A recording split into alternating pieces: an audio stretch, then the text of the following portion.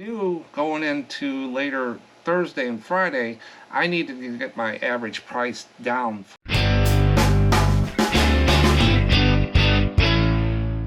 Wow, what a trip. This is probably one of the best trips we've done in a long time, that we just spent time doing whatever. Not a lot of planned stuff, just go out, don't worry about anything, and get home when you can. We got to experience so much at going to Brimfield, spending time at Brimfield, and on our way home, and just driving along and seeing the scenery in all these different states. It was a huge flea market. There was a lot of postcard dealers. Everywhere you went, I found postcards.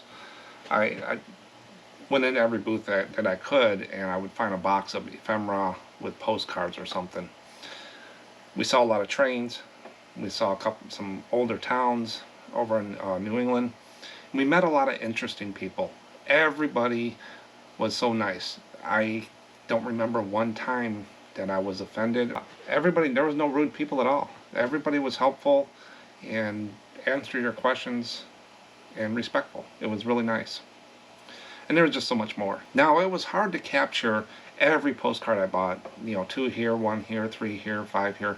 I was in and out of booths those 3 days, and it would just been a lot of cuts, a very, very long video just for short stuff. So later on in this video, I put together a sampling of what I purchased along Brimfield, and just did a slideshow that go through that you can see some of the cards that I did purchase. Now, what did I learn doing this? Now, I learned more about postcards. I learned more about Brimfield. I learned a lot about pricing and stuff like that, meeting people, driving to the East Coast, how to plan a trip.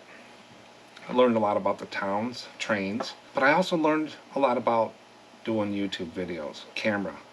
I was a little fast in some of the shots.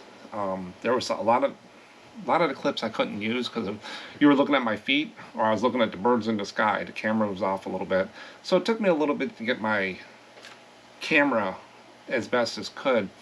And I learned a lot. What I do need a couple more pieces of gear, like a gimbal or something like that.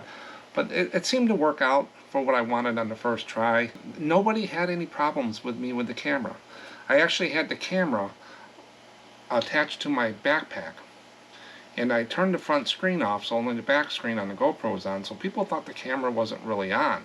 No LEDs. I turned the LEDs off in the front. I think one of the things is I ran too many long. I let it run too long. I didn't stop and start to get the clips. It was easier to edit the shorter clips than it was to do the longer clips. But I tried to capture everything I could that was interesting. How did I do with my goal?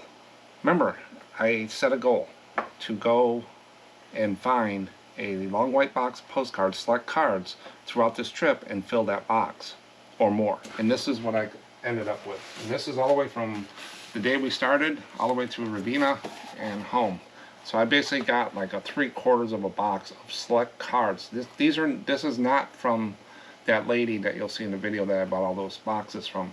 These are select cards that I handpicked out of the booths.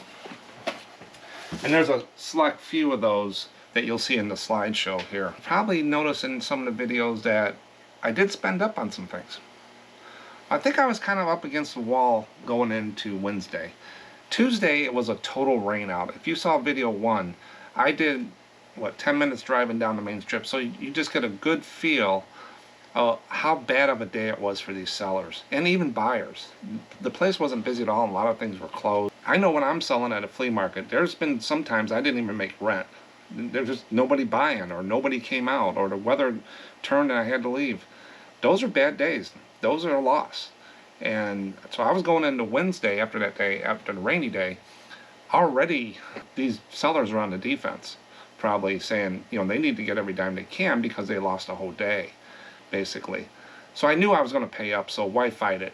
I'm not going to argue about 25 cents, 50 cents. I was on a mission to fill that box. I had the money. I had it budgeted. It's part of my business. And it's fun. So some of the cards I paid $2. Some I paid $5. Some I paid 15 cents. Some people just do a handful in there for me. But in the end, after buying all the boxes from that lady and going to that antique mall, I'm basically 15 cents and under for every card. I ended up with basically, I'm going to say this 3/4 box is a full box. let's say it's 9 boxes of postcards. Roughly they hold about, what, 700 cards in there, about 6,500, 6,400 cards in all those 9 boxes. There's going to be some throwaways, some damage, some ones I'm not going to list, flowers, birthdays, or whatever. So let's say I bought 6,000 postcards over the time. It's under 15 cents a card. I look at it a little different than some people. My trip started, in the beginning, I was probably closer to $2.50 a card.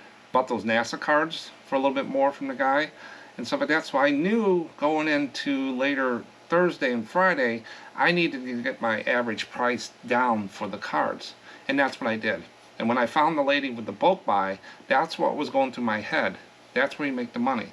So I was basically, I bought those boxes for $40 a piece. 5 cents a card. Boom.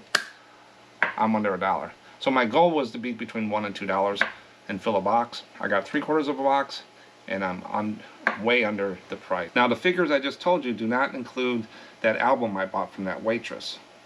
And if you haven't seen that video, you want to see it, this is a very special card.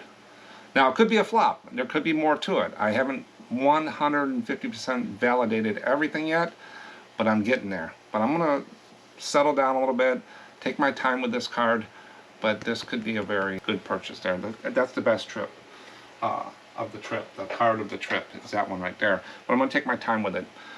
It could, like I said, it could end up being nothing. A little bit just a regular card, hold the light, or it could be more. But I think it's going, everybody's that helped with the comments and stuff so far has been positive toward that. In there, one guy even said, keep it for your collection. And another guy says, go high. So I appreciate the comments because it keeps me in perspective, not stuck in my ways. What are you going to do with that card?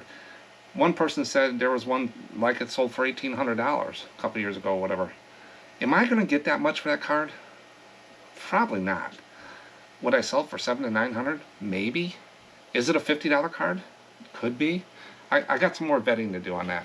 And I've reached out to a few people just to make sure. And I want to make sure it's from Germany. Connie's helped a lot with that, with some publisher.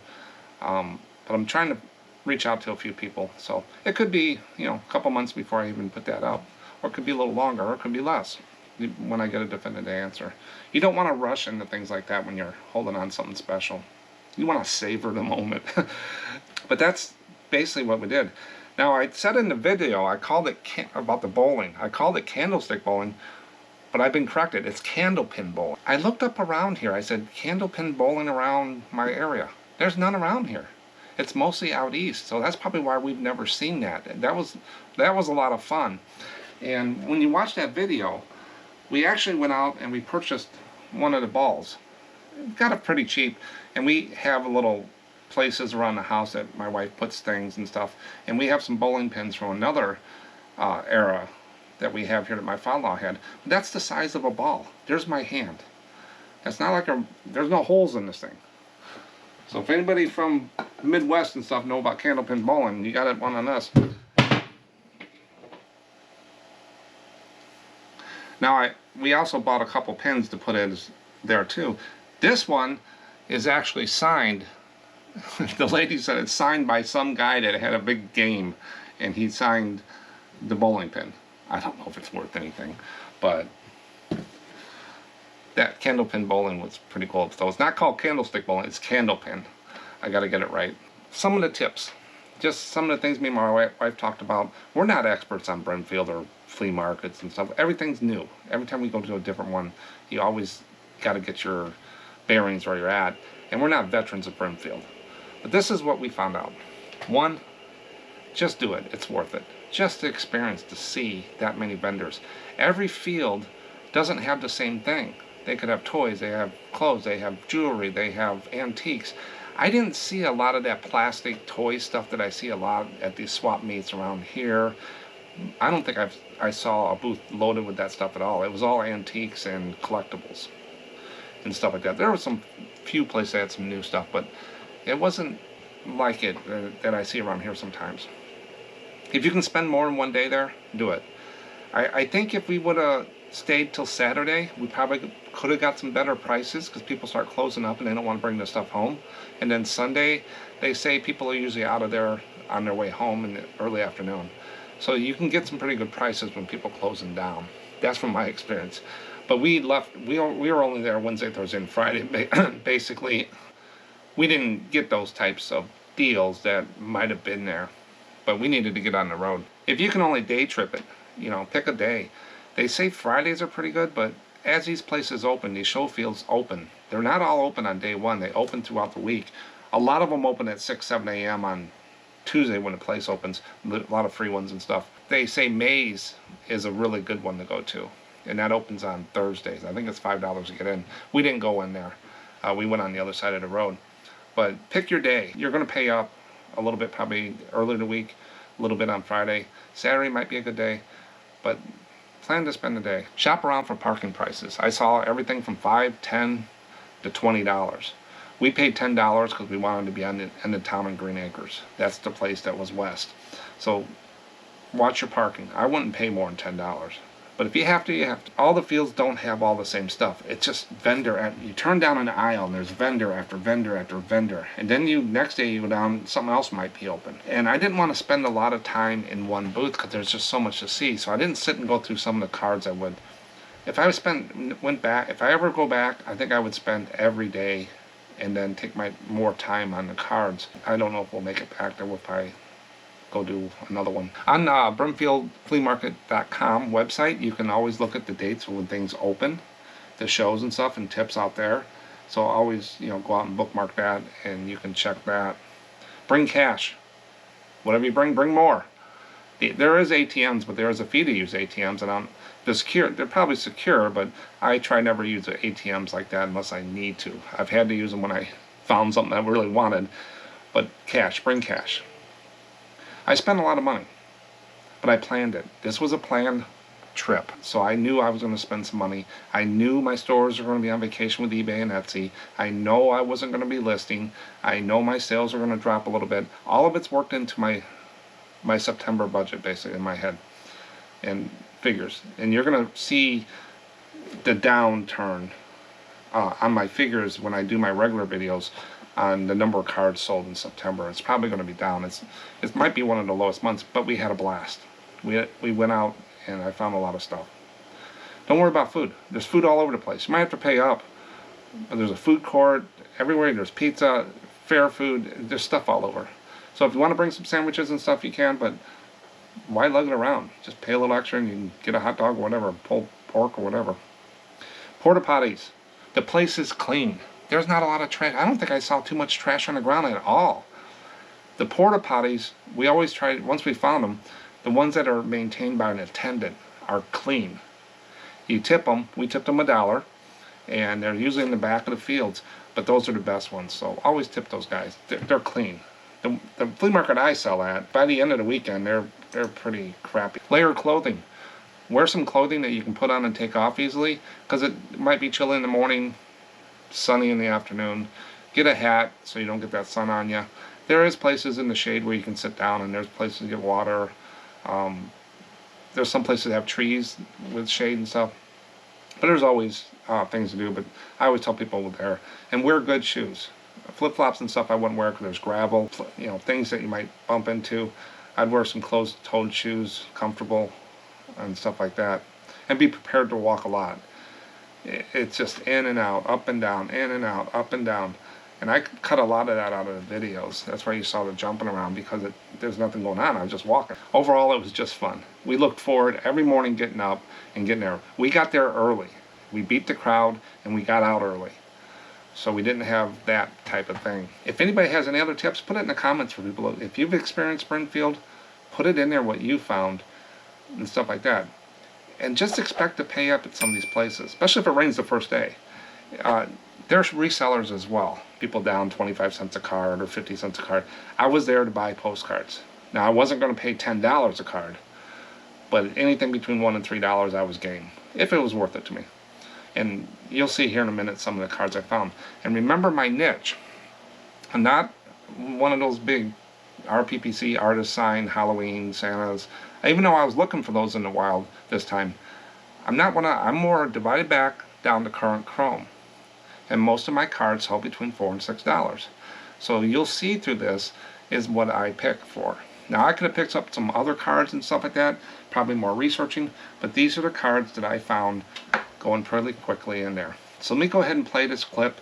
It's about 8 to 10 minutes long, but it'll show you a good sampling of the cards that I picked up at Brimfield. And after that, I'll come back and finish up the video in the series.